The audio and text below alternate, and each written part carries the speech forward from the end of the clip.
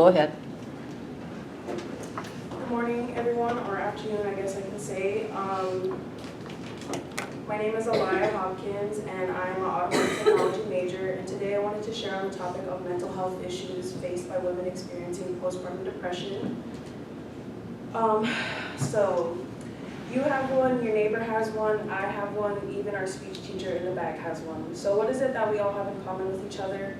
3 simple letters, MOM. We all have a mom, someone who we may cherish, admire, love, respect, fight, argue with, giggle with, and just overall experience this thing called life with. Now I'm sure most mothers can agree that giving birth to a baby can be the most joyous moment filled with a rush of emotions and unconditional love, as bringing a baby into this world is one of the greatest miracles of life. But as the hours tick by and reality sets in, some women may experience more than just bliss. Some will succumb to the onset of a very serious mentally, physically, and emotionally debilitating condition known as postpartum depression, better known as PPD. That's what I'll be referring to it as in this essay. Today we will be discussing what PPD is defined as, how it affects women and their children, and ways that women can cope with PPD. According to a study done by Nautica Modafilia and his colleagues, postpartum depression can be described as a prevalent mental health disorder affecting women after childbirth with significant adverse effects on both maternal and infant outcomes.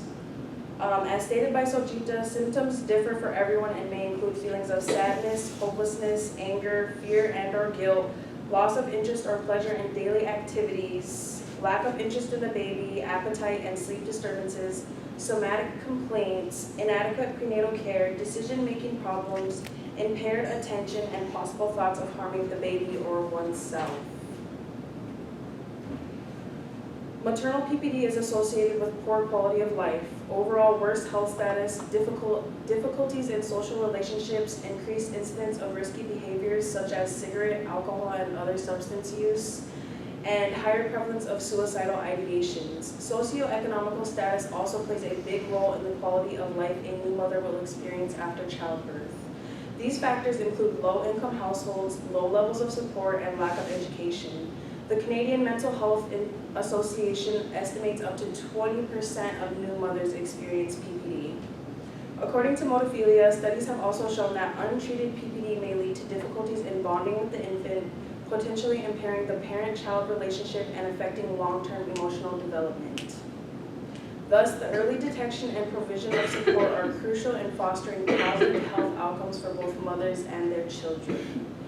PPD can not only adversely affect women in their new ventures of motherhood, but according to Sojita and her colleagues, PPD also affects child welfare by contributing to neonatal complications, i.e. low birth weight, preterm birth, small for gestational age, poor infant attachments, poor quality mother-child interactions, early childhood cognitive, emotional, motor, and neural functioning developmental delays, and relationship strain. Another major factor in determining if a woman will have a hard time after conceiving is her own self-esteem. Self-esteem is a psychological concept that reflects an individual's positive or negative attitude towards themselves. A lack of self-esteem can lead to a multitude of issues in social relationships and affect people's interactions with others. As I'm sure we've all experienced, self-esteem can fluctuate throughout life. However, pregnancy is a time when it fluctuates most due to the physiological, anatomical, and psychological changes a new mother undergoes. Further predictors for PPD include anxiety, marital stress, stressful life events during pregnancy, lack of prenatal care, partner instability, and low levels of social support. If left untreated, PPD can adversely affect the mother's well-being and the child's emotional, mental, and intellectual development.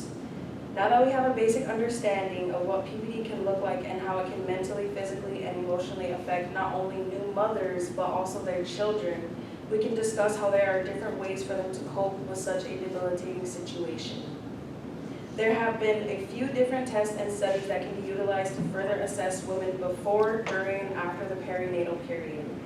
These tests are used as screening instruments to prove the validity of PPD in women.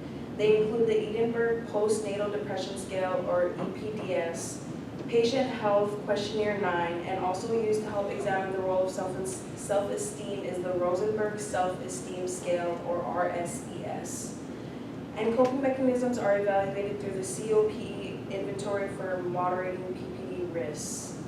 For Modaffili and his colleagues' findings, utilizing these tests mentioned before are in certain women, they found that the results demonstrate that self-esteem and coping mechanisms are not only independently associated with postpartum depression, but also interact with socioeconomic factors that shape maternal vulnerability.